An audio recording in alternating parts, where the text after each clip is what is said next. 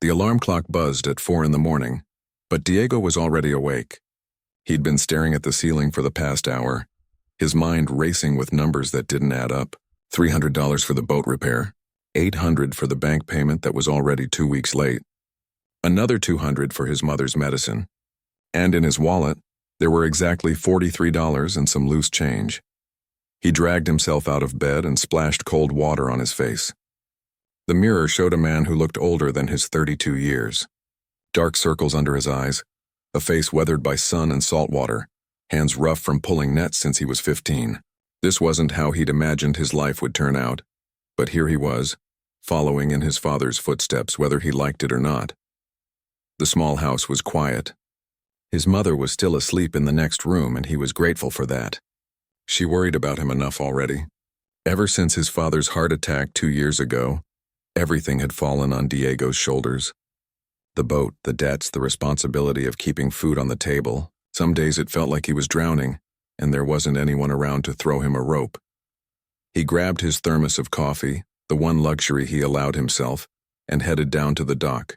The morning air was cool and damp, and the sky was still dark. A few other fishermen were already preparing their boats, their voices low and tired in the pre-dawn darkness. Diego knew most of them. Knew their struggles too. The fishing had been bad for everyone lately. The big commercial operations were taking everything, leaving scraps for the small-timers like him. His boat, the Santa Maria, sat low in the water at the end of the dock. She wasn't much to look at. The paint was peeling, the engine coughed and sputtered more than it should, and there was a leak in the hull that Diego had patched 3 times already. But she was his. Well, his and the bank's. For now, anyway. He climbed aboard and started going through his routine. Check the fuel. Check the nets. Check the radio.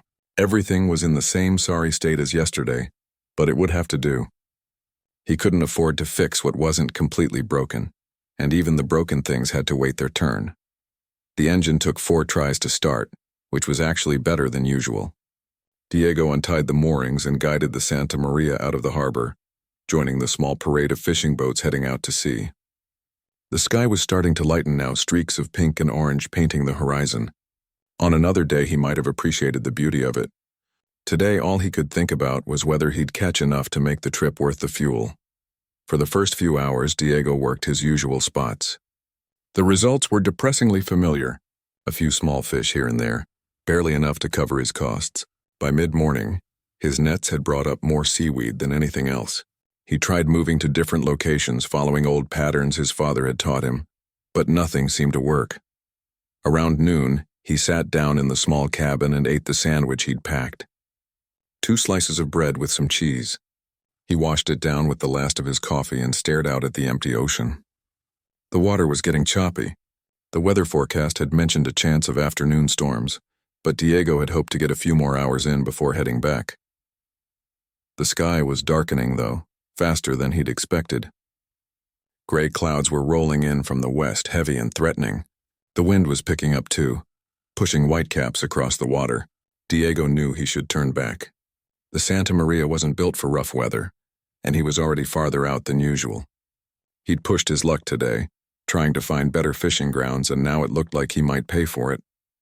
He was about to fire up the engine when something caught his eye. A flash of white on the water, maybe a mile or so to the north. At first he thought it might be a sail, but as he watched he realized it was bigger than that. Much bigger. He grabbed his binoculars and focused in. It was a yacht. A big fancy one, the kind that rich people from the city brought down on weekends to show off, and it was in trouble. Even from this distance, Diego could see that it was sitting wrong in the water, listing badly to one side. As he watched, a wave crashed over the deck and the yacht tilted even further. Diego's first instinct was to look away. Rich people and their expensive toys weren't his problem. They probably had insurance, fancy rescue services, all the help money could buy. He had enough troubles of his own without getting involved in theirs. But then he saw movement on the deck. People. At least one person, maybe more, moving around frantically. The yacht lurched again, and Diego realized it wasn't just listing, it was sinking. And those people were in real danger. He cursed under his breath. The storm was getting worse by the minute. The smart thing, the sensible thing, would be to radio it in and get himself to safety. Let the Coast Guard handle it. That's what they were for, right? But Diego knew how long it could take for help to arrive, especially in weather like this. He'd seen it before.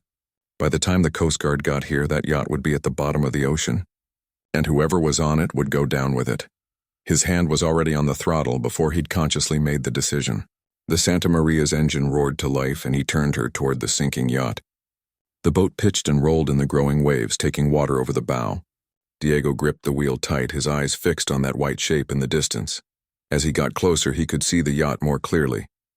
It was one of those sleek modern things that probably cost more than Diego would make in 10 lifetimes. 50 feet long at least, all smooth lines and tinted windows. And it was going down fast. The stern was already half underwater, and the bow was pointing up at an angle that got steeper with every passing minute. On the deck, Diego could now see two figures clearly, a man and what looked like a younger person, maybe a teenager. They were both wearing life jackets, which was good, but they seemed to be arguing about something, waving their arms and pointing. The man kept looking at something on the sinking end of the yacht, like he was thinking about going back for it. Diego pulled the Santa Maria up alongside as close as he dared. The yacht was rolling in the waves, dangerous and unpredictable. One wrong move and it could take his boat down with it. "Jump," he yelled over the sound of wind and water. "You need to jump now." The man on the yacht looked at him, and Diego could see the panic in his eyes. He was middle-aged, dressed in clothes that probably cost more than Diego's entire wardrobe. The younger person beside him was a girl, maybe 16 or 17, with long dark hair whipping in the wind. She was scared too, but there was something else in her face. Determination, maybe. Or stubbornness. "My phone!" The man was shouting. "My laptop." "They're in the cabin. Forget it," Diego yelled back. "That boat's going down. Get off now." But the man was already moving, heading back toward the cabin door. The girl grabbed his arm, trying to pull him back, but he shook her off. Diego watched in disbelief as the man disappeared below deck. "Are you crazy?"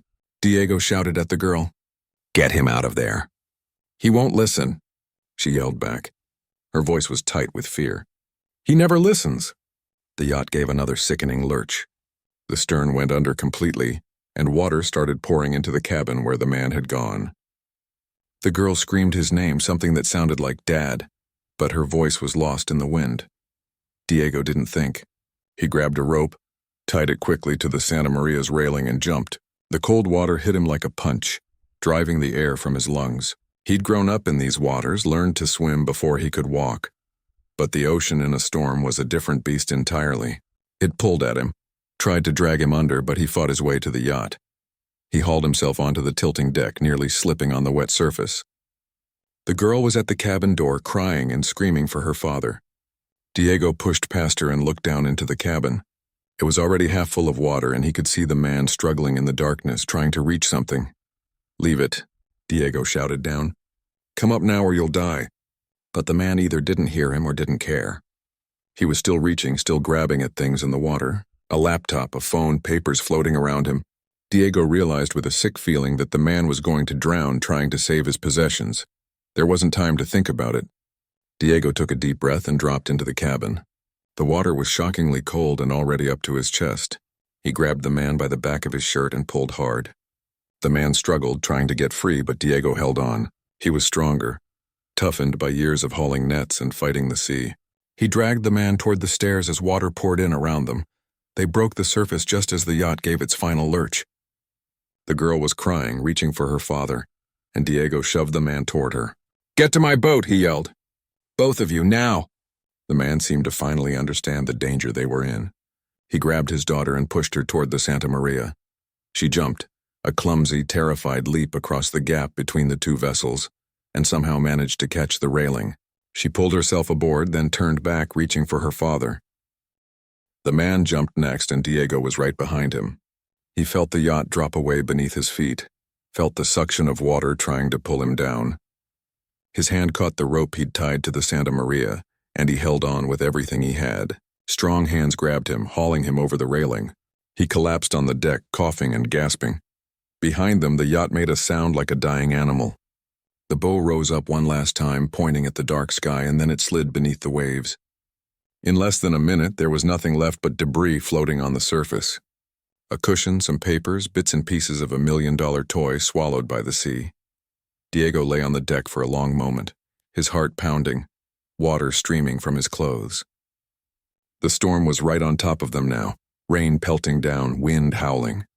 He needed to get the Santa Maria moving, needed to get them all to safety before his own boat ended up at the bottom too. He pulled himself to his feet and staggered to the wheel. The engine started on the first try, which felt like a miracle. He turned the boat toward shore and opened the throttle as much as he dared. Behind him, he could hear the girl crying and her father trying to comfort her, both of them shivering in their wet clothes. The trip back took forever. Every wave felt like it might be the one to swamp them. The Santa Maria groaned and creaked, taking on water faster than the bilge pump could handle, but she held together, that tough old boat, carried them through the storm like she'd done 100 times before. When they finally reached the harbor, Diego could barely feel his hands. He guided the boat to his usual spot and cut the engine. For a moment, nobody moved. They just sat there, exhausted and grateful to be alive. Diego looked back at his passengers. The man was holding his daughter tight, both of them wrapped in the emergency blankets Diego had given them.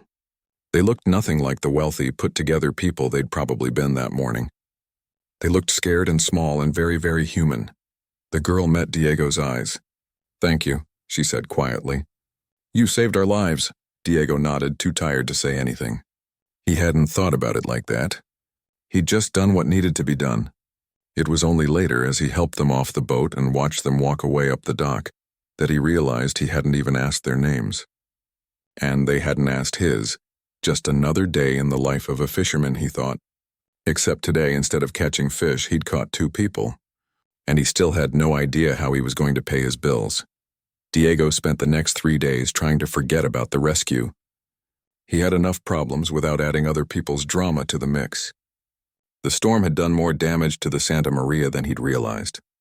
The engine was making a new grinding sound that couldn't be good, and the leak in the hull had gotten worse. He'd spent 2 full days bailing water and patching holes with materials he couldn't really afford. His mother had noticed something was off. She always did. Over breakfast on the 3rd day, she kept giving him those looks, the ones that said she knew he was hiding something. "You've been quiet," she said, pouring him more coffee. "Something happen out there?" Diego shrugged, focusing on his eggs. "Just the usual. Bad fishing, bad weather." She didn't sound convinced. Mrs. Rodriguez from the market said she heard some rich people nearly drowned out by the point. Said a fisherman pulled them out. Diego kept his eyes on his plate. News traveled fast in their small town. He should have known someone would have seen them come in that day.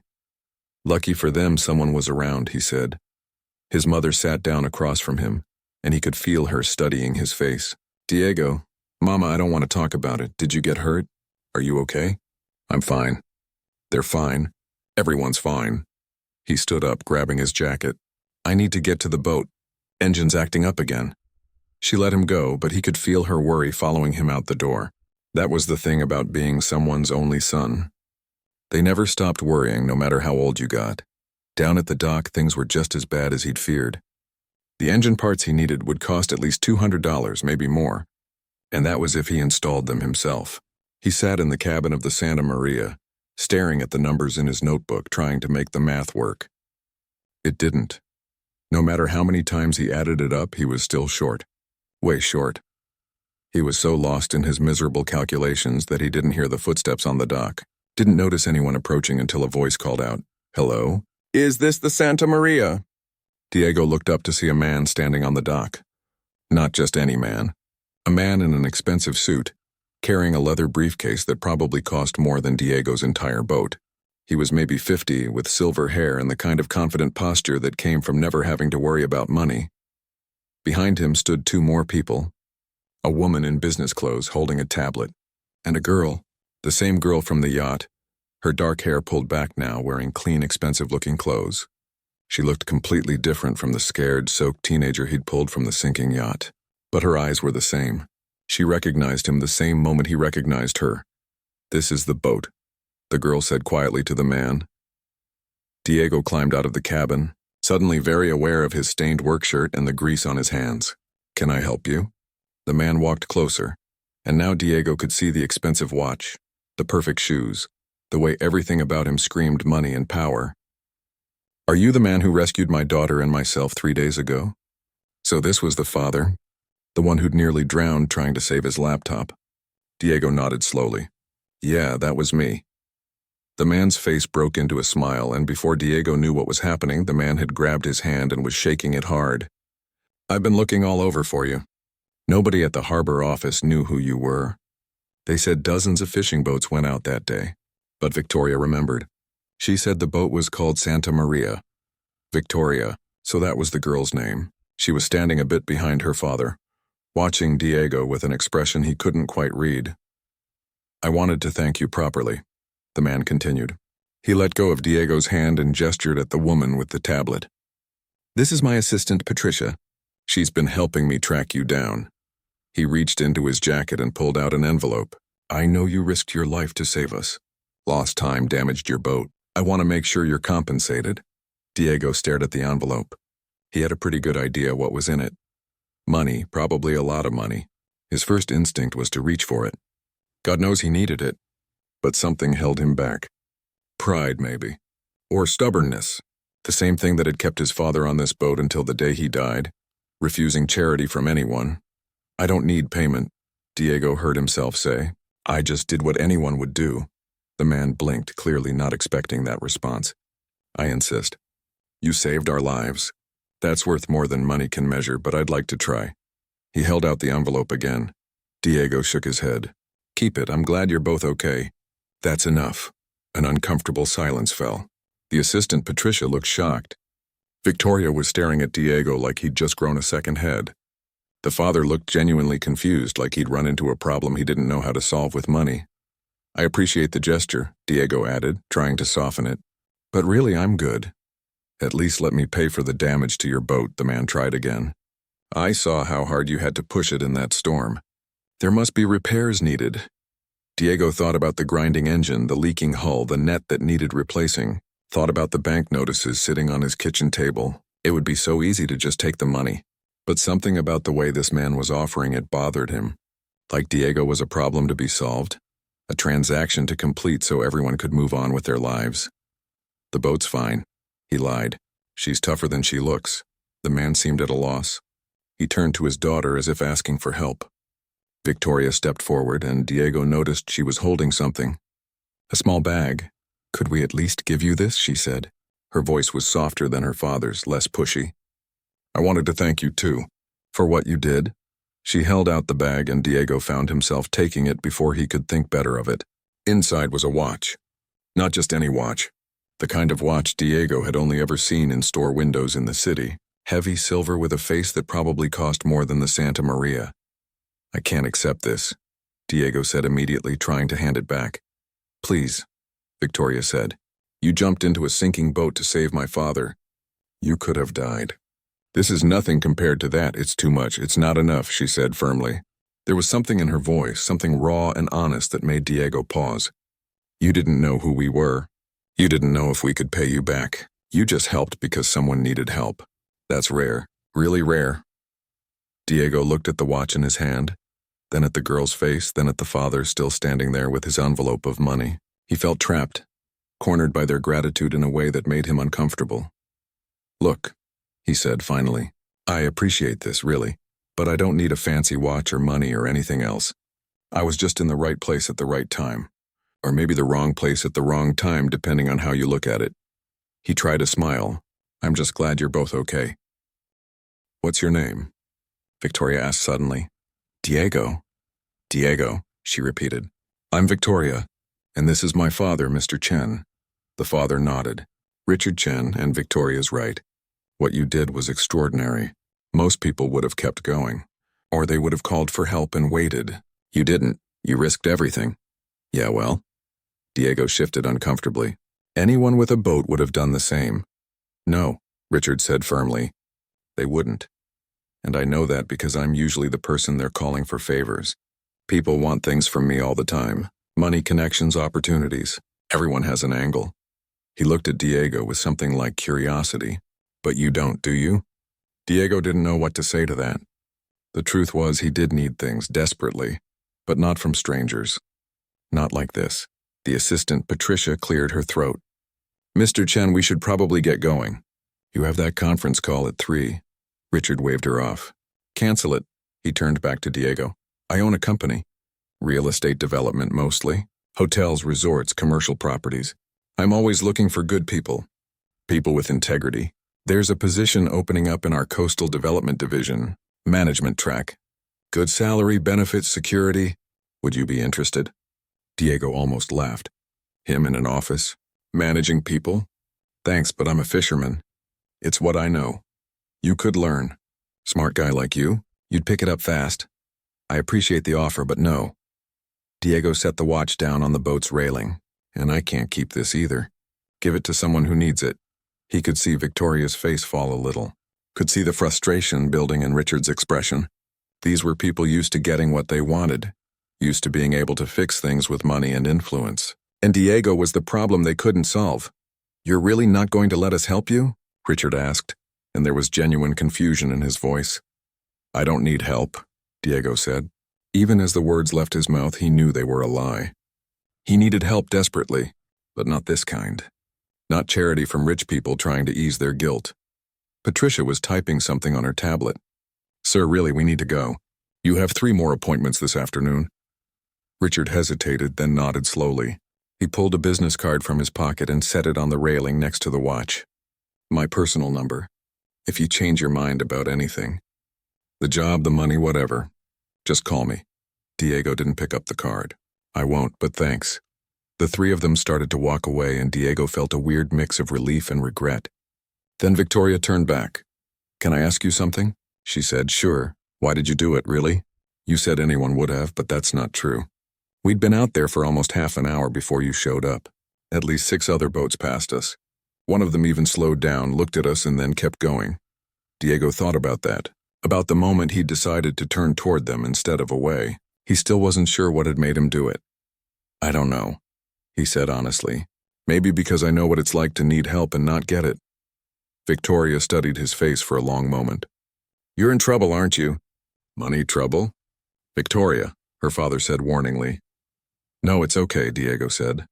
Yeah, things are tight, but that's not your problem. What if I want it to be? Victoria asked. Victoria, we're leaving, Richard said firmly. He put a hand on his daughter's shoulder and guided her away. But she kept looking back at Diego, and he could see her mind working, turning something over. After they left, Diego stood there for a long time, staring at the watch and the business card on the railing. He picked up the watch first. It was heavy, solid, real. He could sell this thing, probably get enough to fix the boat and make his payments for a couple months. No one would ever know, but Victoria would know. And somehow that mattered. He put the watch in the bag, walked up the dock and found the first person he saw, an old-timer named Carlos who'd been fishing these waters for 40 years. Hey, Carlos, Diego said. Do me a favor. If you see those people again, the ones in the fancy clothes, give this back to them? Carlos looked at the bag, then at Diego like he was crazy. You sure about that, kid? Yeah, Diego said. I'm sure. He walked back to the Santa Maria, picked up the business card and held it for a moment. Then he tore it in half and dropped it in the water, watched it float away on the current, disappearing among the other debris and trash that collected around the dock. That night, Diego lay in bed and stared at the ceiling again. He'd done the right thing. He was sure of it. Taking money from those people would have felt wrong, like selling something he couldn't get back. His self-respect, maybe. His independence. But knowing it was right didn't make the bills go away. Didn't fix the engine or patch the hull or pay for his mother's medicine. He'd turned down what was probably the easiest solution to all his problems because of pride, because of some stubborn sense of honor that his father had beaten into him, and now he was right back where he started. Broke, in debt, and running out of options. He closed his eyes and tried to sleep. Tomorrow he'd go out fishing again. Maybe tomorrow his luck would change. That's what he told himself every night, and every night it was a little harder to believe. 2 weeks passed and Diego's situation went from bad to worse. The engine finally gave out completely on a Tuesday morning, right in the middle of his fishing run. He'd managed to limp back to harbor on backup power, but the mechanic's diagnosis was clear. The engine was done. It needed to be replaced, not repaired. Cost? $1,500 minimum, and that was for a used engine. Diego didn't have $1,500. He didn't even have $500. The bank had started calling daily now, leaving messages about the overdue payments. His mother's prescription had run out, and he'd been putting off refilling it because he couldn't afford both the medicine and food for the week. He was sitting on the dock, his head in his hands, when old Carlos shuffled over and sat down beside him. "Heard about your engine," Carlos said, lighting up a cigarette. "News travels fast. Always does." Carlos took a long drag. "You know that watch those rich folks gave you?" "That would have covered it, probably twice over." Diego didn't answer. He'd been thinking the same thing for days now. Had been wondering if he'd made the stupidest decision of his life. "Pride's a funny thing," Carlos continued. "Keeps you warm at night until you realize you're sleeping in the cold because you couldn't afford heating. You got a point, old man?" Carlos shrugged. "Just saying, sometimes the smart thing and the proud thing ain't the same thing." He stood up, joints creaking. "Think about it, kid." After Carlos left, Diego pulled out his phone. He'd saved Richard Chen's number before tearing up the card. Told himself it was just in case, even though he had no idea what in case meant. Now he stared at those digits, his thumb hovering over the call button. He couldn't do it. Wouldn't do it. There had to be another way. That afternoon he went to the bank. Sat across from a loan officer who looked about 12 years old and explained his situation. The kid typed on his computer, frowned, typed some more. "I'm sorry, Mr. Torres," the loan officer said. "Your credit situation doesn't qualify you for any additional loans. In fact, we're going to need to discuss your current loan status. You're almost 3 months behind. I know. That's why I need the loan, to fix my boat so I can work. I understand that, but the bank's policy is clear. We can't extend credit to someone who hasn't maintained their current obligations." Diego felt his temper rising. "How am I supposed to maintain my obligations when I can't work? And I can't work because my equipment's broken. And I can't fix it because I don't have money. You see the problem here?" The loan officer looked uncomfortable. "Perhaps you could find alternative employment? Something more stable?" "I'm a fisherman. It's what I do. I understand, but fishing is a volatile industry. Maybe it's time to consider other options."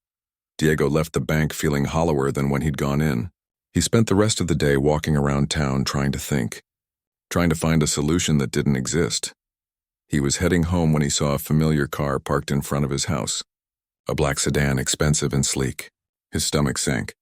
Had they sent someone to repossess something? But he didn't have anything worth repossessing. As he got closer, he saw Victoria sitting on his front steps. She was alone this time, no assistant, no bodyguards. Just her in jeans and a simple shirt, looking very young and very out of place in his shabby neighborhood. She stood up when she saw him. "Hi. How did you find out where I live?" Diego asked, though he already knew. "Rich people could find out anything they wanted. Phone book," she said. "There aren't that many Torres families in town." "I called a few," your mother answered. "She seems nice." Diego rubbed his face. Of course his mother had talked to her. Probably invited her in for coffee, too. "What do you want, Victoria?" "Can we talk?" "About what?" "About the fact that you're in trouble and too stubborn to accept help." Diego looked around, checking if any neighbors were watching. Mrs. Lopez across the street was definitely peeking through her curtains.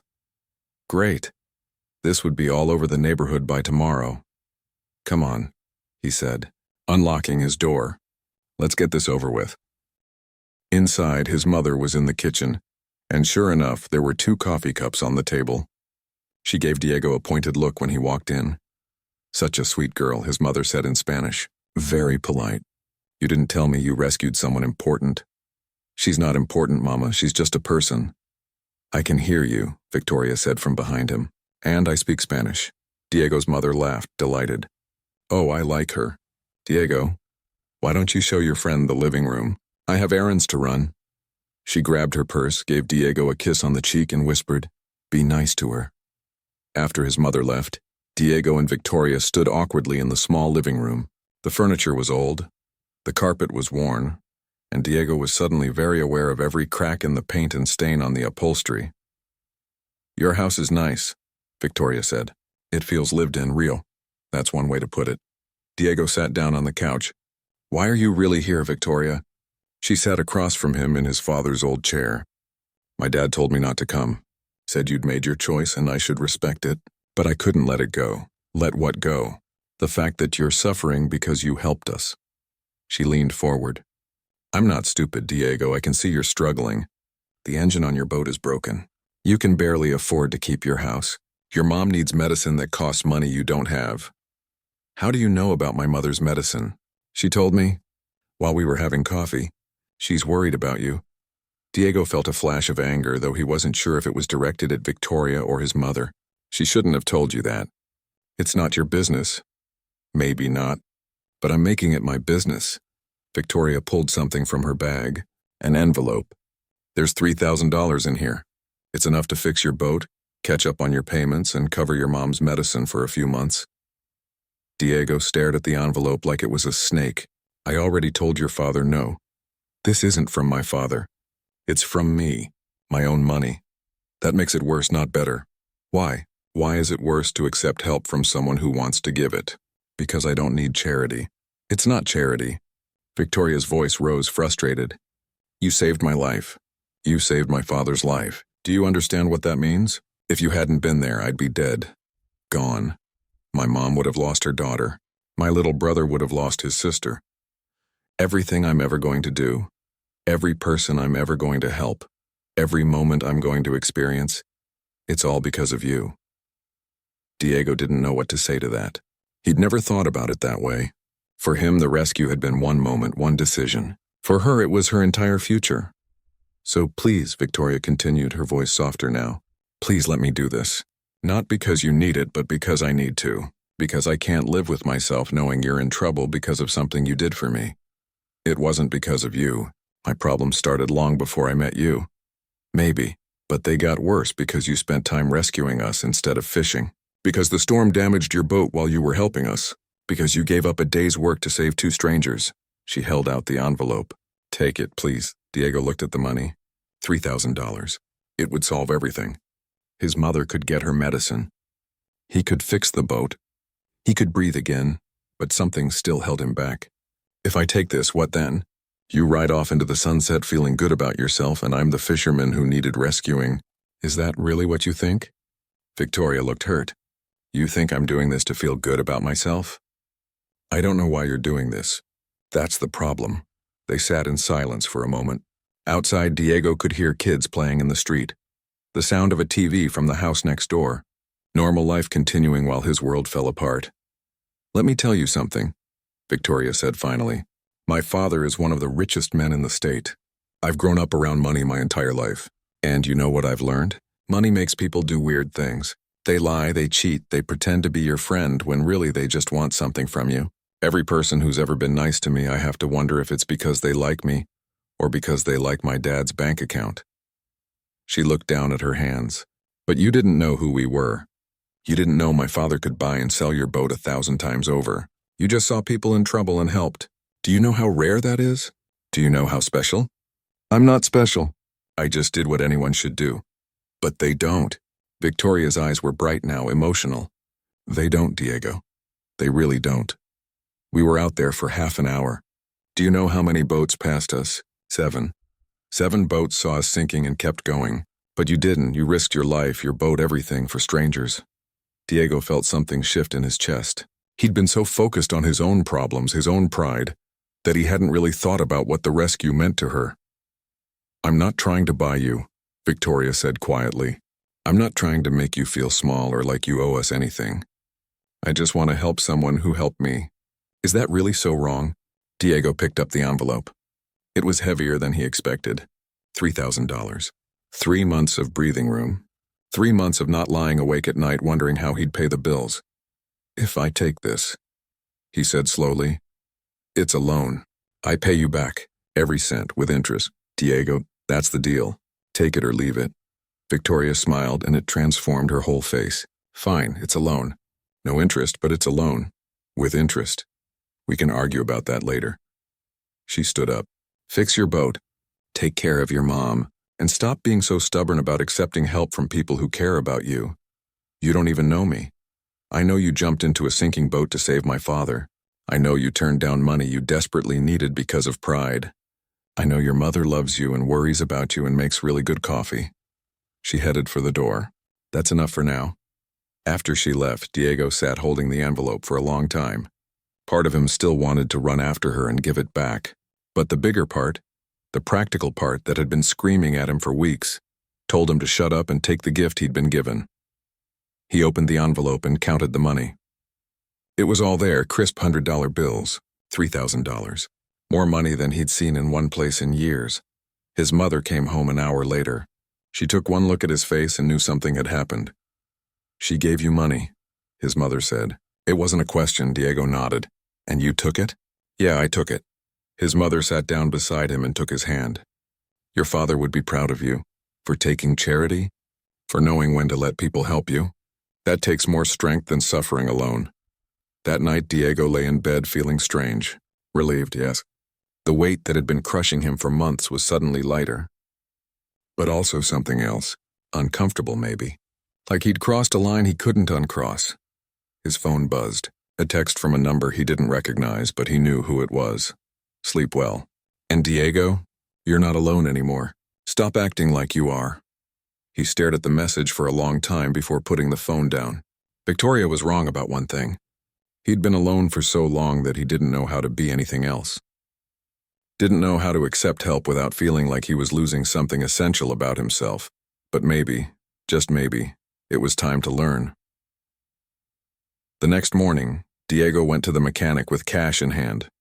The guy's eyes went wide when Diego pulled out the bills. "You rob a bank or something?" the mechanic joked. "Something like that," Diego said. "How soon can you fix the engine?" "For cash? I can have her running by tomorrow afternoon." Diego nodded. "Do it." He spent the rest of the day taking care of things he'd been putting off for months. Paid 2 months on his loan, bought his mother's medicine, got the nets repaired, bought actual groceries instead of the cheapest stuff on the shelf, and with every transaction he felt a little more human, a little less like he was drowning, but he also kept thinking about Victoria's text, about not being alone, and he wondered what that meant exactly. Was she just being nice? Did she feel responsible for him now? Or was it something else? He didn't have answers. But for the first time in a long time, he was curious enough to want to find out. The new engine purred like a kitten. Diego stood in the cabin of the Santa Maria, listening to the smooth, steady hum, and for the first time in months he felt something close to hope. The mechanic had done good work. Better than good. The boat felt alive again, ready to take on the ocean. He took her out the next morning earlier than usual. The sun was just starting to peek over the horizon, painting the water in shades of gold and pink.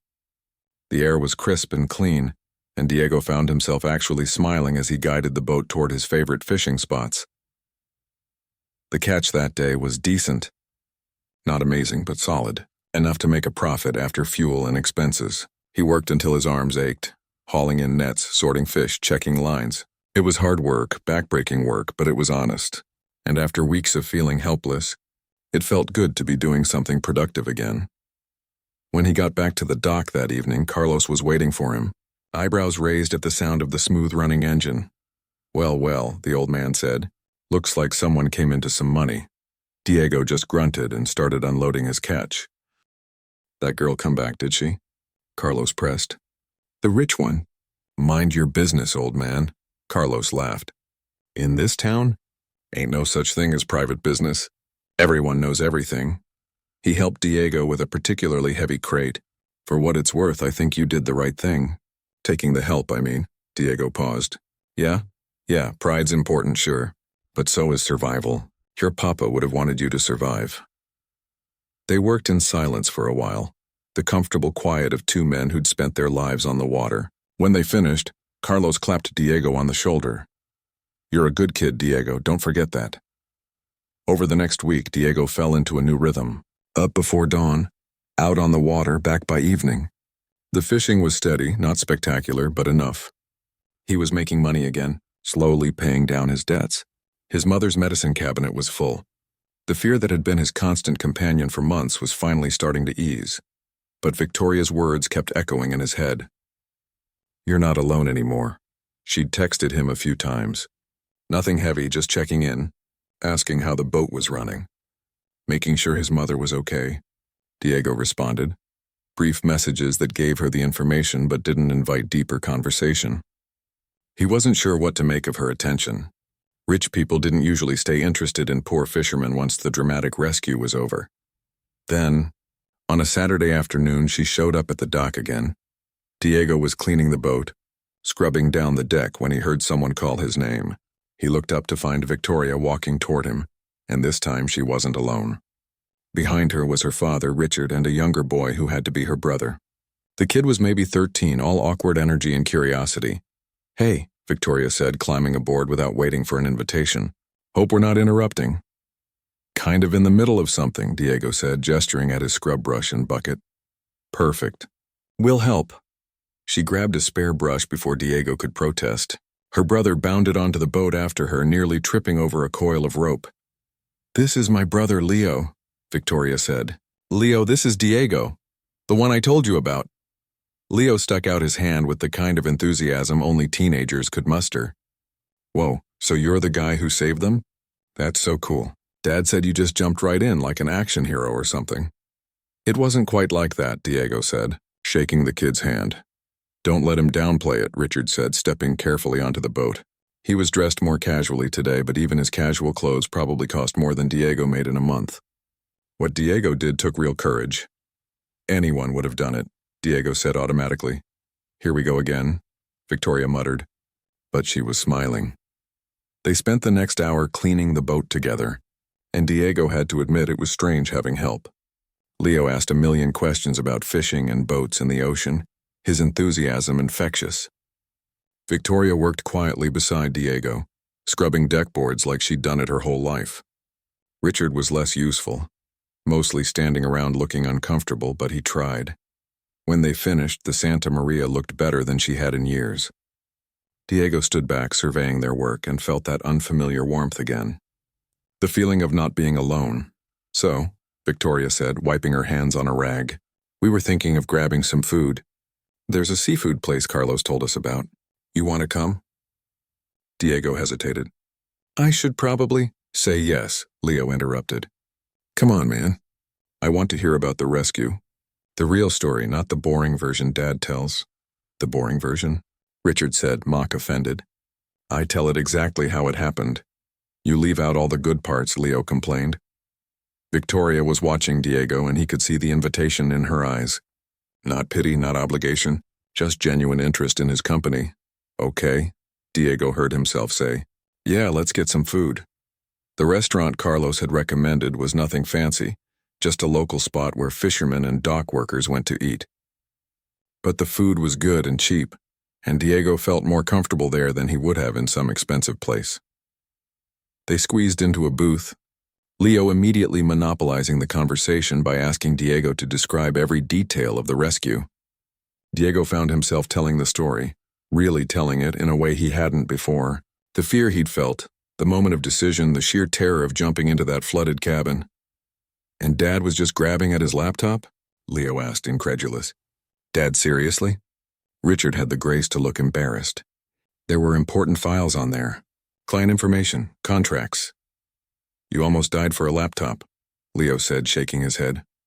"It wasn't my finest moment," Richard admitted. He looked at Diego. "If you hadn't come down after me, I probably wouldn't be sitting here." An awkward silence fell. Diego shifted in his seat, uncomfortable with the weight of gratitude hanging in the air. "So, Diego," Victoria said, clearly trying to lighten the mood, "what made you become a fisherman? Did you always want to do it?" Diego shrugged. "It was my dad's boat. His dad's before that. Kinda runs in the family. Do you like it?" Leo asked. It was a simple question, but no one had asked Diego that in years. Did he like fishing? He'd never really thought about it. It was just what he did, what he'd always done. "Yeah," he said slowly. "Yeah, I do. It's hard work and the money's not great, but there's something about being out there on the water, just you and the ocean. It's peaceful. Makes sense in a way most things don't." "I get that," Victoria said softly. "My dad's always trying to get me interested in the business, but I don't know. Sometimes I think I want to do something completely different." "Like what?" Diego asked. "I don't know yet. That's the problem. Dad's got my whole life planned out. College, business school, management position in the company. It's all mapped out." "Sounds pretty good to me," Diego said. "Security, guaranteed future." "Yeah, but it's not my future. It's his." Victoria picked at her food. "I want to do something that matters. Something real." Richard sighed. We've had this conversation before, Victoria. I know. And we'll keep having it until you actually listen. Leo rolled his eyes. Here we go. But Richard didn't take the bait. He just looked at his daughter with an expression Diego couldn't quite read. Love, definitely, but also worry. The same way Diego's mother looked at him sometimes. You know, Richard said carefully. Watching Diego out there on the boat today, seeing how much pride he takes in his work, it made me think. Maybe there's value in doing something with your hands, something tangible. Victoria looked surprised. Really? Don't get too excited. I still think you should go to college. Richard smiled. But maybe after that, if you want to explore different paths, we can talk about it. It was a small concession, but Diego could see what it meant to Victoria. Her whole face lit up, and she reached across the table to squeeze her father's hand. They talked for hours until the restaurant staff started giving them looks that meant they should probably leave. Leo had extracted every detail he could about the rescue, the boat, life as a fisherman. Victoria had told stories about growing up wealthy that surprised Diego with their honesty. Even the private schools and expensive vacations came with their own kind of loneliness, their own struggles. Richard mostly listened, occasionally adding a comment or clarification. Diego noticed the way he watched his children, the mix of pride and concern in his eyes. He was trying, Diego realized. Maybe not always succeeding, but genuinely trying to understand them. As they left the restaurant, Richard pulled Diego aside. Can I talk to you for a minute? He asked. Diego nodded, and they walked a little ways down the dock while Victoria and Leo looked at boats in the distance. I wanted to apologize, Richard said, for how I handled things before, showing up with money, trying to throw cash at the problem. It was disrespectful. You were just trying to say thank you, Diego said. Maybe, but I was also trying to make myself feel better, to solve the problem quickly so I could move on with my life. Richard looked out at the water. Victoria helped me understand that you don't want to be a problem to be solved. You want to be a person, and there's a difference. Diego didn't know what to say to that. She talks about you a lot, Richard continued, about how you helped us without knowing anything about us, without expecting anything in return. She's been around plenty of people who were nice to her because of who I am, what I have, but you were nice because that's who you are. He turned to Diego. That's rare and valuable, and I want you to know that I see that now. I'm just a fisherman, Diego said. Nothing special. See, that's where you're wrong. Richard smiled. You're exactly what's special. You're real. You're honest. In my world, those qualities are hard to find. They stood there for a moment. Two men from completely different worlds connected by a moment of crisis and everything that came after. Victoria's planning to volunteer at the harbor, Richard said. Some program about marine conservation. She's going to be around more. Okay, Diego said, not sure where this was going. I just wanted you to know that if she's being a nuisance, you can tell her. She can be pretty stubborn when she decides she likes someone. Diego smiled despite himself. Wonder where she gets that from. Richard laughed. Fair point. He started to walk back toward his kids, then paused. One more thing. The loan Victoria gave you? Consider it interest-free, and there's no timeline on paying it back.